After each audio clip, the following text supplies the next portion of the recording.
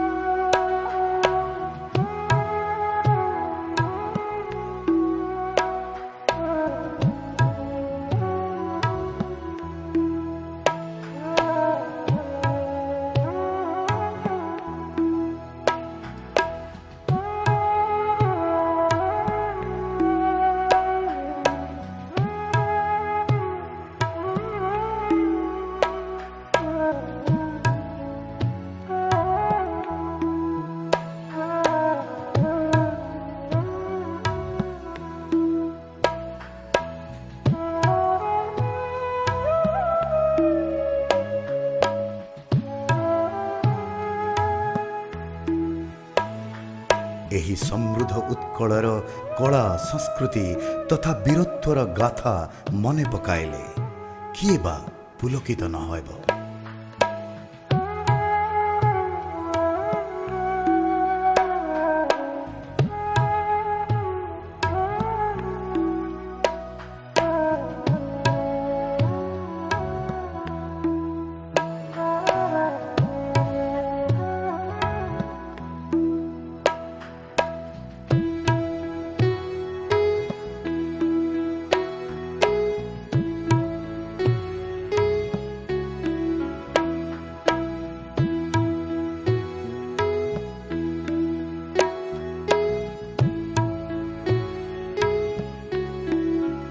किए अबा न जानिछि कोणार्कर कलार वैभव कहार मन को आंदोलित करे नाही धर्म निरपेक्ष तथा साम्यवादर ध्वजावाहक जगन्नाथ संस्कृति वाणिज्य व्यवसाय तथा प्रगतिशील ओडिशार स्वप्न देखुथिबा साधव पुओ मानंकर किंबदंती अल्पे बहुते समस्ते जानिछंती। सेहिपरि महामेघ वाहन सम्राट खारवेलंकर वीरत्वर डिंडिम समग्र विश्ववासी को स्तंभीभूत करिथिला।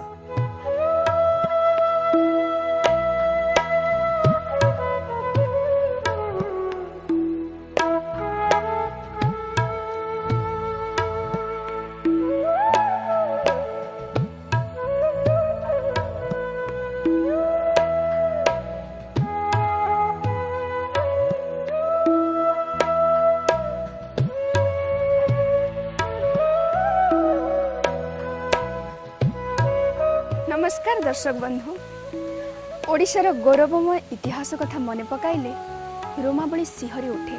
एही ओडिशा विभिन्न समय भिन्न भिन्न रूप ने सृष्टि करिछि एक चमत्कृत अध्याय। पंडित नीलकंठ तांको खारवेल काव्य रे एही भूखंडर महिमा वर्णना करबाकू जाई लिखिछंती जे देखिछि आपणे कलिंग राजने देखिछि उत्कले कलिंग सईने। एही से वीरमाटी उत्कल जहार बक्ष देशरे खुर्दा माटी दिने समग्र भारत वर्षरे निजर अक्षुण्ण परिचय सृष्टि करि पारिथिला।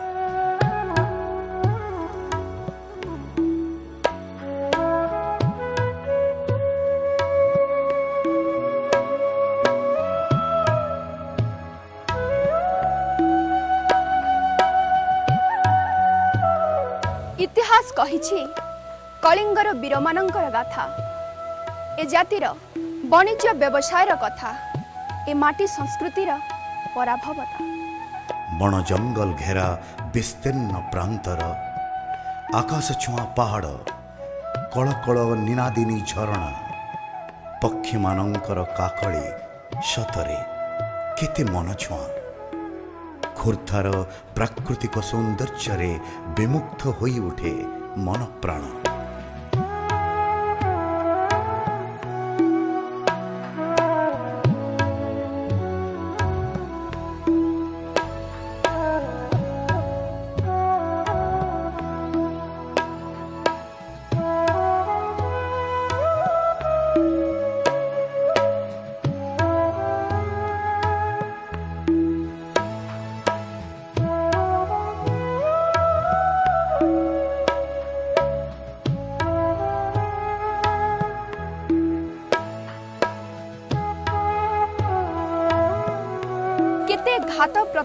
प्राकृतिक विपर्यय घटी जाइथिले मध्य ओडिशा तार नवीनता केबे मध्य हराई नाही। ओडिया वीर केबे पछघुंचा देई नाही।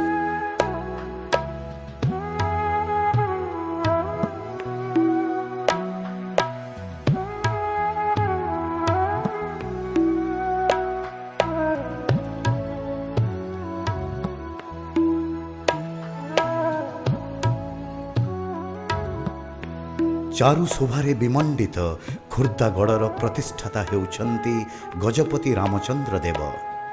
तांकर बापांक नाम जनार्दन विद्याधर बा दनई विद्याधर थिला। आजि सिना एठारे पूर्व कीर्तिराजी अनेकांशरे लुप्त हेले आम हृदय मध्यरु केबे लिभि जीव नाही तार इतिहास। 1570-71 आड़क खोर्धार प्रथम राजा रामचंद्र देव द्वारा निर्मित खोर्धागढ़ ओडिशार नर्व सेंटर बा जहाँ को कहते हृदपिंड हो रही बोली कहले चले। यही खोर्धागढ़ राजा मैंने रही केवल जे खोर्धा राजा राज्य शासन करुले ता नुहे यही गण मध्य रही से माने विदेशी शक्तिर मुकाबिला मध्य करिपथुले। खोर्धा राजा राज्य आरंभ प्रतिष्ठा हेला दिनु प्रथमे अफगान द्वितीय मुगल एवं सर्वशेष ब्रिटिश मान द्वारा आक्रमित है।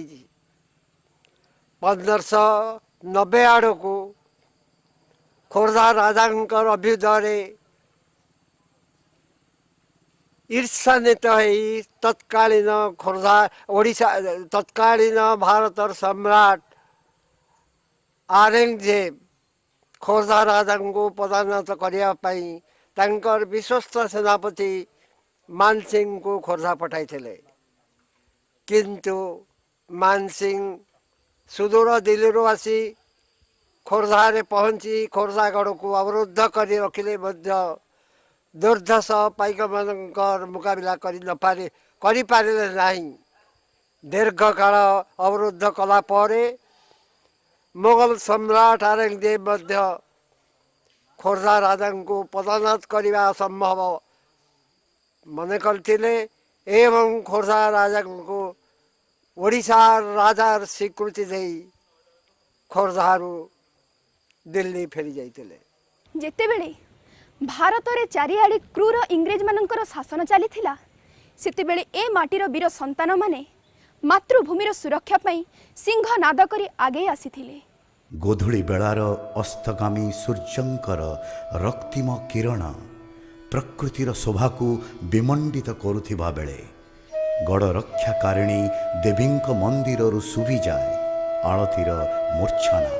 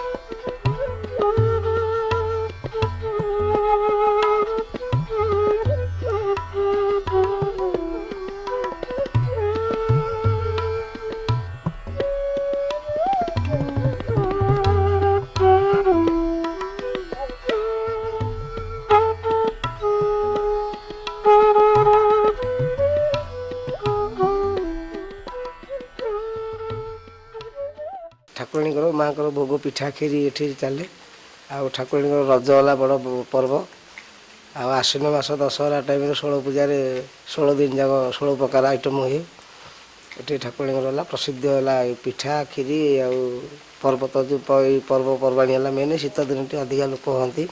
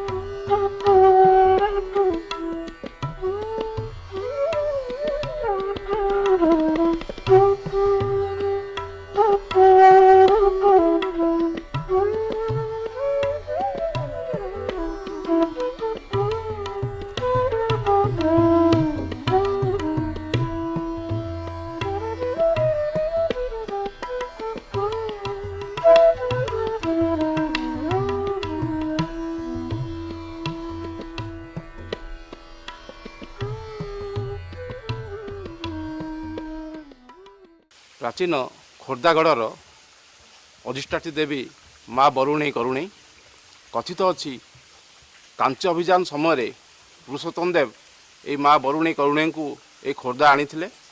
ଯେମିତି ଜଗନ୍ନାଥ ବଳଭଦ୍ର ପୁରୀ ରାଜାଙ୍କ ପାଇଁ କାଞ୍ଚି ଅଭିଯାନରେ ସୈନିକ ସାଜି ଯୁଦ୍ଧକ୍ଷେତ୍ରରେ ଅବତୀର୍ଣ୍ଣ ହୋଇଥିଲେ, ସେମିତି ମା ବରୁଣେଇ କରୁଣେଇ ମଧ୍ୟ ପାଇକମାନଙ୍କ ସଙ୍ଗରେ ବହୁତ ଯୁଦ୍ଧକ୍ଷେତ୍ରରେ ଅବତୀର୍ଣ୍ଣ ହୋଇଛନ୍ତି ଏବଂ ପାଇକମାନଙ୍କର ସର୍ବଦା ସେଇ ମାଙ୍କ କୃପାରୁ ଜୟଲାଭ ହୋଇଛି। ଇଂରେଜମାନେ ଶେଷ ପର୍ଯ୍ୟନ୍ତ ମଧ୍ୟ ତାଙ୍କରି ପାଇଁ ତାଙ୍କ କରୁଣାରୁ ଏଇ ଖୋର୍ଦ୍ଧାଗଡ଼କୁ ଜୟ କରିପାରିନଥିଲେ।